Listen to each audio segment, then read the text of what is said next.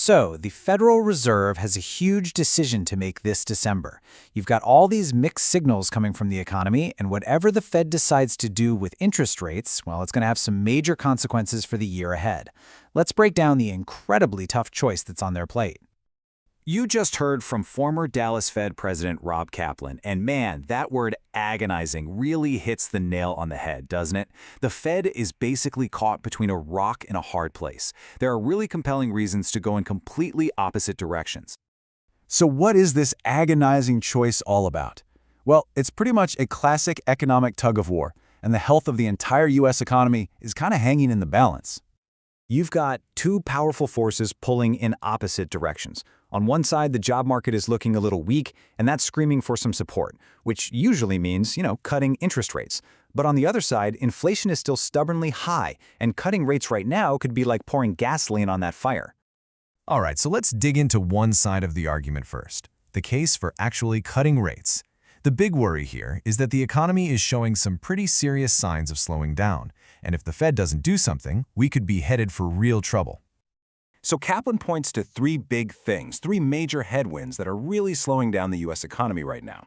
First up, you've got tariffs. They're making businesses, especially the smaller ones, really hesitant to spend money. Then there's the uncertainty around immigration status for a lot of workers, which is causing them to pull back on their spending. And finally, the lingering effects from the recent government shutdown are still dragging on economic growth. And when you put all these things together, it's a big deal.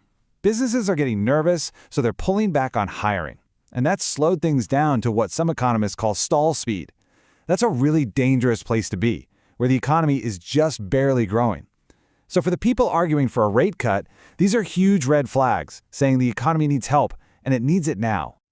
Okay, but of course, it's not that simple. There's a whole other side to this coin, an equally strong argument for the Fed to just hold tight and not cut rates at all.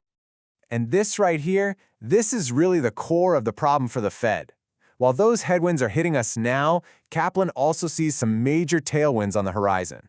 Things like new tax incentives, regulatory reform, and this huge boom in AI and data centers are expected to give the economy a big boost next year.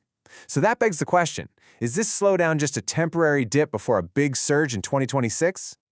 But even if you set aside that whole debate about growth for a second, there is one massive reason to hold firm, and that reason is inflation. It's like the ghost at the banquet, and it just will not go away. Now, this chart looks simple, but wow, it tells you everything you need to know. The Fed's target, their sweet spot for inflation, is 2%. But where are we right now? We're floating somewhere between 2.75 and 3%. Now, that might not sound like a huge gap, but for the folks at the Fed, it is a massive red flag. And here's the scary part. The inflation story could actually get worse from here. A lot of experts think the full impact of those tariffs hasn't even hit our wallets yet. On top of that, you've got what's called sticky inflation in services. Think things like haircuts or insurance. And that's stuck around 3.5%. That suggests inflation is really dug into the economy, and cutting rates now could be a huge mistake. Okay, so if that wasn't complicated enough, let's throw another wrench in the works. We've got to talk about a really key idea called the neutral rate. And honestly, this concept is at the very center of this whole debate. So what is the neutral rate? The easiest way to think about it is like the Goldilocks rate for the economy. It's not too hot, not too cold, it's just right. It's that theoretical interest rate where the economy can just cruise along without the Fed having to step on the gas or slam on the brakes. So how do you even figure out what that Goldilocks rate is? Well, Kaplan lays out some pretty simple math for us. You take what economists call the real neutral rate, which is about 0.75%.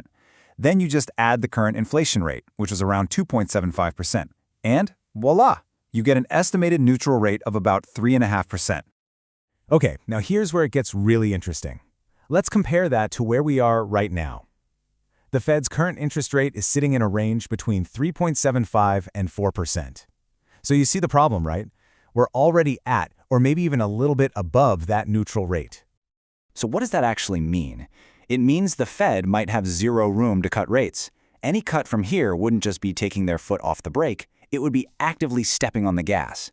And with inflation already above target, that's a move that, as Kaplan puts it, makes a lot of people at the Fed very uncomfortable. So, we're right back where we started, aren't we? You've got powerful arguments on both sides. The data is all over the place. The path forward is anything but clear. And according to Kaplan, this isn't going to be some easy, pre-planned decision. Nope, it's going to come down to the wire. Everything they see and hear over the next few weeks is going to be critical. This is going to be a decision made under a ton of pressure, right at the last possible second. When you boil it all down, this whole thing is a massive exercise in risk management. What's the bigger risk? Is it holding firm and maybe tipping a slowing economy into a full-blown recession? Or is it cutting rates too soon and risking inflation spinning completely out of control? There are just no easy answers here.